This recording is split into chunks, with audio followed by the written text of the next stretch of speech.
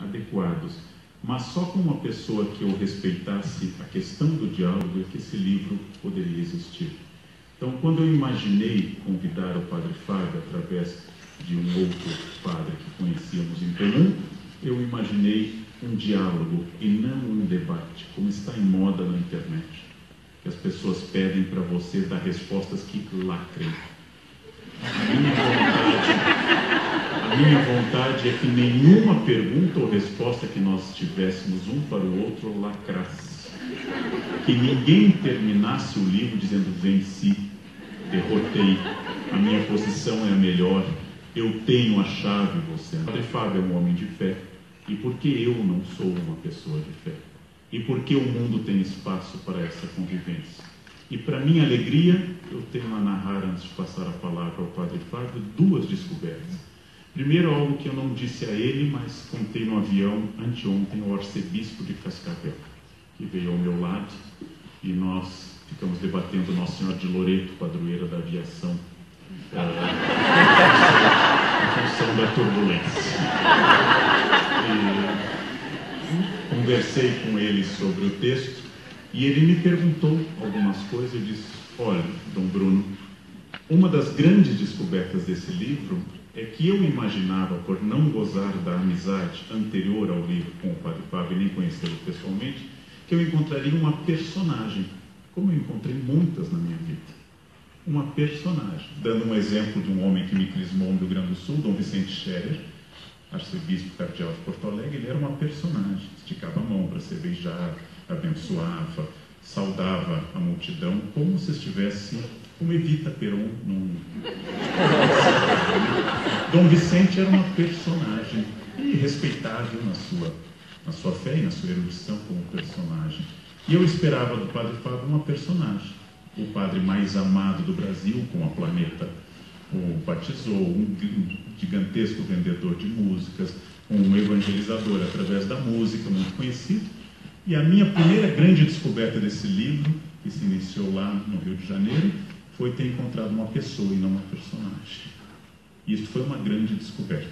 Eu estava preparado para debater um roteiro em que haveria posições, como numa dramatis personae, como a gente chama nas obras de Shakespeare, uma lista de personagens. E encontrei uma pessoa que inclusive estava na fala. Quando eu digo isso, é porque muitas vezes em bancas de doutorado, em palestras, em encontros acadêmicos, as pessoas estão falando sem estarem junto ao que falam. Elas separam, só uma frase difícil hoje, elas separam significado e significante. Elas não estão no local que elas enunciam. Elas dizem o que o outro quer ouvir. E por isso a nossa conversa foi tão amigável, porque desde o início havia duas posições antitéticas, opostas, mas não inimigas, apenas discordantes. E como o Padre Fábio abriu chance no fim da vida se tornar ateu, e eu abri chance no fim da minha vida me tornar religioso, na hora final, quando o medo bater, eu posso fazer uma coisa que a gente chamava de narrativa de boa morte na história do ateísmo, que é muito forte a partir do século XVIII, que os grandes ateus agnósticos ou deístas, como Voltaire, terminavam pedindo a comunhão e assim por diante. Nunca se sabe, just in case. E como eu contei a ele, vindo da Unicamp com um aluno, depois de uma aula de 4 horas sobre ateísmo clássico, um cone foi jogado em cima do carro pelo vento e eu gritei Jesus.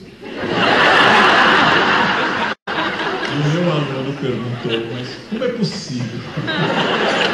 Depois de 4 horas de aula, de Demócrito até Dawkins, você dizer: é o que sai da minha cultura, que tive formação Santana, não criou eletricidade atraída entre os cátions e o ânions do Sol e da Lua. A ciência não é aquilo que faz parte da minha cultura na primeira informação. Então, a partir do meu substrato religioso que existe, do grande prazer que eu tenho de debater temas religiosos, somou-se a isso o prazer de encontrar uma pessoa sem cena, sem aparência, sem narrativa prévia. E isso foi muito bom. E a segunda foi realmente, a partir dessa experiência, olhar para o outro com um olhar que hoje eu considero um desafio para o Brasil. Entender que você é diferente de mim e que há espaço para nós dois. O Brasil hoje está com o discurso da exclusão. Se você é petralha e se eu sou coxinha, se você é coxinha e eu sou petralha, um de nós tem que se matar. Se você é corintiano e eu palmeirense, um de nós tem que ser excluído. O ódio autoalimentado. Esse é um discurso que é muito ruim e tem riscos enormes na história, porque ele pode degenerar num choque ainda maior. Então, bárbaro, diz Wolff no livro Civilização e Barbárie, organizado pelo Adalto Novaes, bárbaro é o indivíduo que nega ao outro a possibilidade de existência. Ele pode ser poliglota, ele pode ser enólogo, ele pode ser cultíssimo, ele é bárbaro porque ele nega ao outro. Então os nazistas são bárbaros não pela incultura ou por não falarem latim, que era a definição romana, mas porque os nazistas negaram a todos que não fossem como eles a existência. E uma pessoa analfabeta pode não ser bárbara porque aceita a inclusão do outro. E esse humanismo, que provavelmente deve muito à Igreja Católica e ao cristianismo, a parte que as pessoas compreenderam de Mateus 5, 6 e 7, do Sermão da Montanha, do núcleo duro do cristianismo, esse humanismo, ele é essencial. Ele é essencial. E isso, hoje de manhã, falando na pós-graduação da Unicamp, eu enfatizei exatamente isso. Como entender que o argumento do outro é bom, mas não é o seu argumento. E como promover um debate sem entrar na polêmica de lacrar o argumento do outro. E o grande prazer que eu tive foi que a nossa conversa, que gerou esse livro, que eu considero uma verdadeira missão para o Brasil desse momento. Essa conversa com a qual um ateu encerra o livro dizendo amém, eu encerro o livro dizendo amém, é uma característica de tentar entender que a diferença nos torna maiores, que a diferença nos torna distintos. Ontem, entregando o prêmio de uma revista na Sala São Paulo, e como havia grande quantidade de militantes de movimento negro, para nossa alegria, grande parte do debate foi sobre cabelo e a questão de assumir o cabelo afro, etc. Não é o tema sobre o qual eu tenha a maior das questões, mas eu achei maravilhoso que se discuta a possibilidade de trabalhar com a diferença que não infrinja a ética, a diferença que não inclua violência, a diferença que não seja racista, a diferença que não seja agressiva, a diferença que não desande para a violência, é uma diferença válida, inclusive na discordância. E esta foi a descoberta que esse livro trouxe, a descoberta de poder debater animadamente, com entusiasmo, divergindo e afetivamente, e a descoberta de encontrar alguém como o Padre Fábio, que eu passei a admirar agora, não apenas como a personagem pública brasileira, nacional e internacional que ele é, mas também como um homem absolutamente afável, inteligente e afável. E é isso que eu queria dizer dos bastidores para vocês, né? O Padre Fábio é muito legal.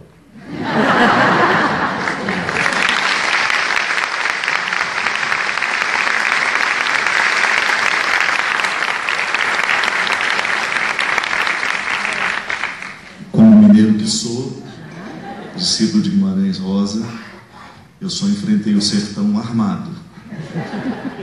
E para mim foi uma satisfação imensa perceber que eu estava diante da terceira margem do Rio. Eu não imaginava que um dia eu tivesse a oportunidade, uma brincadeira até, desse amigo meu, o Karnal querendo escrever um livro comigo. E tão logo nós trocamos as primeiras mensagens pelo WhatsApp, muito formais, né, no início, à medida que essa desconstrução foi acontecendo, eu percebi que eu estava diante de um ser humano que eu queria ser amigo, porque eu admiro muito quem tem humor, quem tem a capacidade de levar a vida, os conflitos, passando-os pelo filtro do humor. E esse foi o primeiro ponto de proximidade, o ponto que de fato foi a porta de entrada para que o livro pudesse ser possível. Eu definitivamente não quero passar muito tempo ao lado dos mal-humorados. Então é só o tempo que eu preciso ficar. Eu não escolho hoje ficar ao lado dos mal-humorados. Então eu escolheria escrever um livro, ou dedicar um tempo da minha vida ao lado de uma pessoa que escolha o mau humor. E eu percebi que o Karnal tinha uma proposta muito séria, em que nós teríamos a oportunidade de ser quem somos. Eu não precisaria abrir mão das minhas convicções, muito menos ele. Não temos mais idade para isso. Não precisamos disso. Esse livro não era uma obrigação para nós. E à medida que nós começamos a construir esse vínculo, que eu poderia dizer hoje que eu tenho no Karnal, uma pessoa que, apesar de não conviver muito com ele, é uma pessoa da minha confiança. Eu tenho, como resultado deste livro, uma admiração muito grande por esse ser humano que nós temos aqui diante de nós, não só por aquilo que ele é publicamente, mas sobretudo por aquilo que ele se revela nos bastidores. Como padre que sou, eu lido com o discurso religioso o tempo todo, às vezes com muito orgulho dele, às vezes com muita vergonha, às vezes eu tenho uma repulsa natural a essa caricatura religiosa que prevalece no Brasil, onde o idiotismo acaba sendo um desdobramento natural do crer em Deus.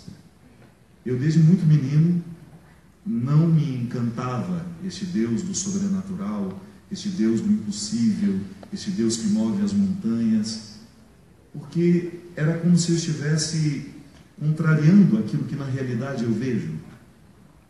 E por uma intuição natural, eu queria crer num Deus que pudesse ser razoável, que eu não precisasse abrir mão da minha inteligência para poder estabelecer com ele uma relação de amizade. Quando eu descobri, e eu não sei em que momento que isso aconteceu, e até foi uma pergunta que o Karnal me fez durante o livro, quando é que você quis isso para você, eu não sei dizer.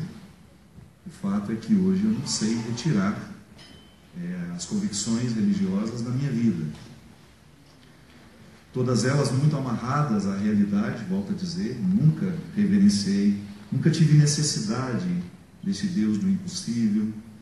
E eu sinto que eu fui caminhando por uma estrada que me levou a um Deus muito humano. E como Karnal é um homem apaixonado pelas questões humanas, por isso esse bom humor. Eu acho que o humano não o surpreende mais, isso é muito bom. Quando as questões humanas deixam de uma forma. Hoje nós temos uma necessidade de demonstrar ao outro que nós temos razão, que nós estamos de fato no caminho certo e que, se você quiser, tem de entrar no mesmo caminho que eu. E eu particularmente não comungo dessas ideias. Eu acredito na diferença, eu acredito na oportunidade de errar, de aprender com o erro. E toda essa referência de mundo que eu tenho cabe dentro das minhas convicções religiosas. Eu não preciso abrir mão disso. As questões humanas vêm comigo. E a oportunidade de discutir isso com uma pessoa que tem uma convicção diferente da minha, muito embora eu acho que ele é mais católico do que eu. Bem mais. Começou. Um elogio, ele já joga uma pedra. Eu descobri que é muito bom a gente discutir com pessoas que sabem mais do que você. E eu não tenho nenhum constrangimento de dizer que eu aprendi muito sobre o catolicismo conversando com o Karnal. Eu aprendi. Não é sempre que você tem à sua disposição um professor com essa capacidade toda que ele tem de dizer, de esclarecer. Ele é muito didático. Então eu aprendi muito sobre o catolicismo com ele, o que para mim foi uma surpresa. Para ele, em que momento que ele desistiu da fé. Aquela honestidade foi absolutamente contagiante. Eu gosto das pessoas honestas. Então eu percebi que ali não existia nenhuma construção. Não, existia um homem já desconstruído pela vida. E essas convicções que ele traz, elas foram forjadas dentro de um processo também de muito sofrimento, muito semelhante aos meus sofrimentos. Bem, estou muito feliz com a oportunidade que a Planeta me deu, sobretudo com o convite, muito embora o livro tenha me rendido uma síndrome do pânico que eu estou administrando agora. Ele criou a versão fantasiosa. A síndrome do pânico, que ele tão honestamente reconheceu em público, e nós precisamos que as pessoas façam isso, para que se perca o preconceito imbecil de que problemas que afetem a psique sejam menos nobres do que Mas foi ele que me deu a ideia, porque um dia a gente estava conversando pelo WhatsApp e ele falou assim: não vai demorar muito, vão dizer que a sua síndrome do pânico é por causa do seu encontro comigo. Os apóstolos, que é a essência da condenação cristã do farisaísmo, aquele que paga o dízimo da hortelã e do cominho, mas não é capaz de viver a essência religiosa. Bom, então, essa é a questão central para mim. Essa é a questão central para mim. E quando eu vejo a pessoa odiando, atacando e insultando, eu não vejo ali um ataque de um cristão contra um ateu. Eu vejo ali uma pessoa que tem dificuldades em lidar com problemas existenciais, dificuldade em lidar com o seu ressentimento, dificuldade em lidar com as suas dores, e utiliza uma coisa que é profundamente antirreligiosa: invoca Deus para tapar seu medo. E ao invés de ser uma fé, é uma defesa do seu pavor e do seu ressentimento. Eu nunca encontrei exceção nisso, nem entre religiosos catequistas autoritários, nem entre ateus catequistas autoritários. Ateus catequistas são insuportáveis. Eles querem convencer que Deus não existe, provavelmente porque algo dentro deles ainda reclama que exista. Ele funciona como uma pessoa que tenta parecer honesta com a mulher de César. Então, a sua convicção não exclui a do outro. E, de novo, qual é o limite desse relativismo? O limite desse relativismo é a lei. Eu não posso dizer fulano é pedófilo, mas é o jeito dele, tenho que respeitar o jeito dele. Não. O limite do relativismo é a ética. O limite do relativismo é a lei. O limite do relativismo é o comportamento contido de várias formas, aquilo que na ONU tem um cartaz do Rockwell, que é a regra de ouro, né? Não fazer ao outro aquilo que não quer que faça você, contido no Corão, contido na Torá, contido nos Evangelhos, e contido em quase todos os ensinamentos jainistas e outros. Não fazer ao outro não quer que faça a você. Conviver com a diferença que me torna rico. Não apenas tolerar, que é uma palavra de raiz terrível. Tolerar vem de sofrer em silêncio, mas louvar, a chamada tolerância ativa, que é graças ao fato que você é diferente de mim, que você é bom, que você é interessante, e que o mundo é um mosaico, que o mundo é uma conjunção de muitas e muitas pessoas. Seria um horror se todos fossem iguais. E quando eu vejo pessoas querendo forçar o outro a ser igual, eu sei que estou diante de alguém perigoso, seja ele ateu, fundamentalista, religioso, carnívoro, vegetariano, petista, PSDBista, é sempre alguém perigoso, sempre alguém perigoso. E na minha percepção do mundo neste momento, o mal sempre vem travestido de bem. Eu não lhe ataco porque você é ruim, eu lhe ataco porque eu quero o seu bem. As pessoas que mais mataram na história queriam o bem da humanidade, queriam destruir os judeus que causavam mal na Alemanha, queriam destruir os hereges da Espanha inquisitorial, queriam destruir os que não aceitavam o ateísmo oficial do Estado na União Soviética, na China ou na Cuba de Fidel. Ou seja, eram autoridades que não aceitavam a diferença. E a grande questão hoje, que está contida num homem louco que atira sobre uma multidão em Las Vegas, em violências de rua em Barcelona, em agressões a todo instante, em ataques de toda ordem, na permanência das grandes imbecilidades humanas como o racismo. Racismo é quase incompreensível aos olhos da razão, e ele permanece, na agressão às mulheres, nos argumentos imbecis de que a mulher foi atacada porque seu vestido era ousado. O vestido jamais estuprou uma mulher na história. Um biquíni jamais estuprou uma mulher. Não, são homens que fazem isso. E para tirar essa responsabilidade, eu vou construindo explicações do bem. Eu quero o seu bem. Como eu disse aos alunos hoje de manhã, é só assim que você entende que a Inquisição tinha como lema misericórdia e justiça, e não mata e queima. A Inquisição dizia misericórdia e justiça, e que no livro de 1984, brilhante, de George Orwell, o grande irmão não quer te destruir, ele quer que você entenda que ele está certo, e que 4 é 3. Ele quer convencê-lo disso para o seu bem.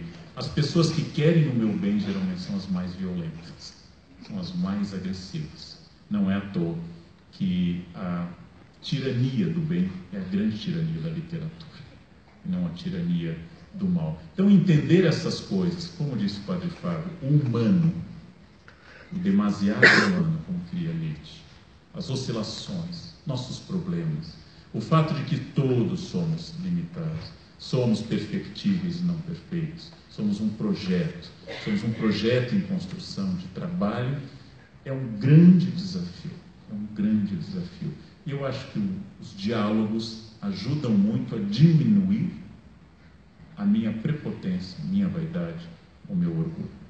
E encerrando a minha participação nessa primeira fase, eu sempre disse muitas vezes em sala e publicamente, eu tenho que entender que o mundo é diverso de mim. Eu tenho que entender que nem todos são como eu.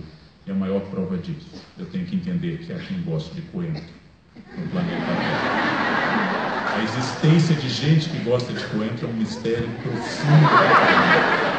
O fato que alguns compram isso, colocam na comida do próprio filho, é um mistério para mim. Ou como eu dizia, quando ainda era religioso, Deus inventou a salsa e o demônio invejoso inventou o coentro.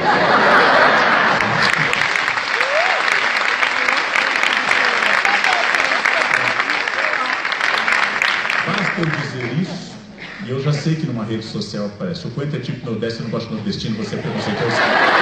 Preconceituoso, exatamente. O coentro é típico do Mediterrâneo Oriental. Ele foi importado para o Brasil. Essa é uma erva estrangeira. Então, são essas questões que eu tenho que entender, fora de brincadeira, que de fato o paladar de alguém gosta de coisas que eu não gosto. Significa que o outro, do ponto de vista da sua identidade cultural, religiosa, identidade de gênero, é diferente.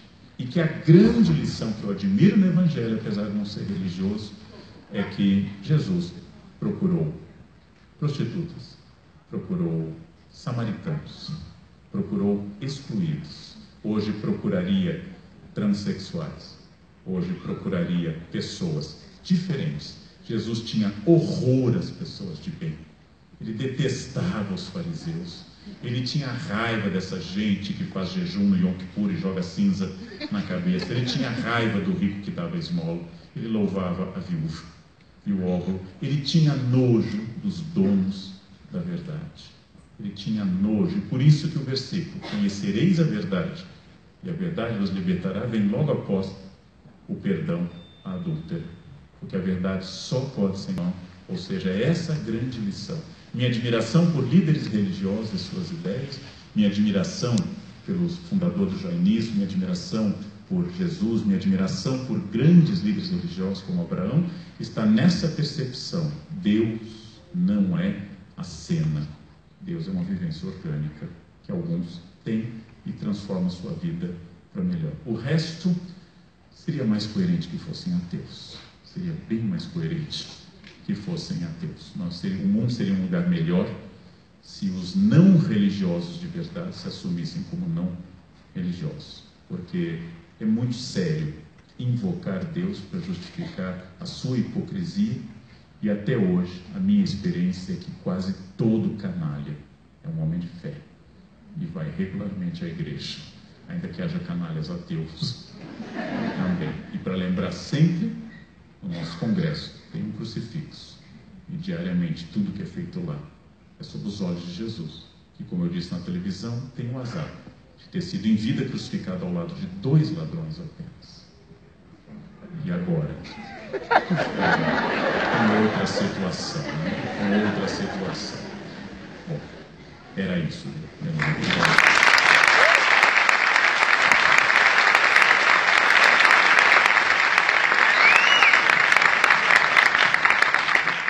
Eu acho que nós dois trabalhamos em projetos muito semelhantes, porque em última instância todos nós queremos ser salvos. Se você quiser aplicar o conceito de salvação a uma dimensão escatológica, porque você tem fé, justo, não há nenhum problema. Mas nós também... Professor, escatologia, quarta teologia, que estuda a salvação, os últimos momentos. Professor, ajudante, esses padres, meu Mas se Deus, você não tem fé, sabem quem eu fui. Por isso que tem um glossário no livro. Mas se você não tem fé, de alguma forma você precisa de uma salvação histórica, que é a possibilidade que nós temos de significar a vida. Eu lido com isso o tempo todo. Se você pudesse escutar a confissão como um padre um dia, você iria perder muitas pretensões. Nada pode nos humanizar mais do que um confessionário. Eu perdi muitas pretensões humanas ali, ouvindo pessoas. Confesso que eu tenho 16 anos de padre. Eu nunca escutei um pecado diferente que pudesse, nossa, que coisa surpreendente. Não, nós somos muito iguais. E mesmo quando erramos, de alguma forma nós estamos querendo ser salvos do absurdo, da dor de ser quem a gente é, de precisar lidar com as nossas contradições. Eu tenho vivido um tempo muito sombrio na minha vida agora, de muita dor emocional, e foi muito interessante perceber isso, como as minhas convicções não me ajudaram muito, porque há um momento que se estabelece um limite entre aquilo que eu creio e aquilo que eu consigo fazer e experimentar do que creio. Eu passei a respeitar muito mais a dor humana. Então hoje é essa necessidade que nós temos de viver uma espécie de salvação. Fazer a existência ter sentido, ter significado. Retirá-la do absurdo. Eu acho que esse livro ele tem uma reflexão muito pertinente para os dias de hoje, porque trabalha as duas formas de salvação. Eu, sob a perspectiva de um homem de fé, eu acredito nessa transcendência que me eleva, que me faz dar conta da minha finitude, das minhas impermanências, das minhas incompletudes, e o carnal, com a capacidade que ele tem de significar a história, de recrutar os valores humanos, que depois, se você quiser, você derrama a cauda da fé, mas um valor humano, na sua crueza, ele é naturalmente religioso, porque ele liga as pontas, ele traz coerência. Uma pessoa, quando consegue viver de maneira aristotélica, a gente até termina o livro assim, a partir de um código de conduta, onde a vida virtuosa seja buscada, seja valorizada, e todos os desdobramentos desta vida virtuosa me colocando ao lado do outro de forma respeitosa. Então essa busca escatológica, amarrada a essa busca histórica, dá direito de todos nós estarmos aqui, crentes e descrentes, evangélicos ou católicos, budistas, kardecistas, todos nós com convicções religiosas diferentes, mas movidos pela mesma sede, pela mesma necessidade, pela mesma fome. E eu termino também fazendo uma alusão a esse Mateus 25, a que o carnal se referiu, que é uma das passagens da Escritura que me fascina muito, que é justamente quando os discípulos perguntam para ele, como é que nós não lhe reconhecemos, né? Porque ele disse isso, eu estive doente e não me visitastes. Eu estive preso e não foste me ver. Estive com fome e não me saciaste. Quando é, Senhor, que o Senhor esteve assim e nós não o fizemos? E ali naquele momento inaugura-se uma antropologia teológica diferente de até então, que é justamente a identificação do humano com o sagrado. Quando Jesus diz, toda vez que você estiver diante de um homem necessitado, eu estarei ali. Então nós começamos a perceber que essa identificação do humano com o sagrado não pode ter essa cisão mais, nem conceitual nem existencial. Compreender o outro como um território sagrado é uma regra básica para a vida. E volto a dizer, apenas com o conceito de salvação histórica, isso já lhe dá uma obrigação de ser assim, de reconhecer o outro como um território que eu não posso banalizar.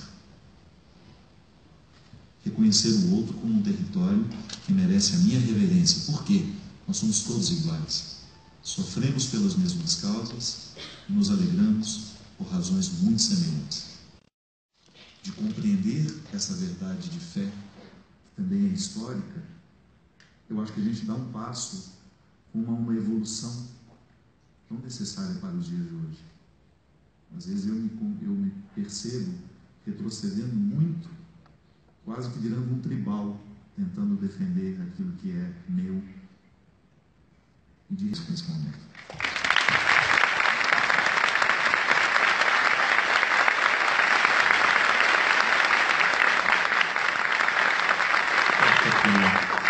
Organizar aqui para os anos, saímos um minuto para organizar o palco. É isso, então, muito obrigado, gente.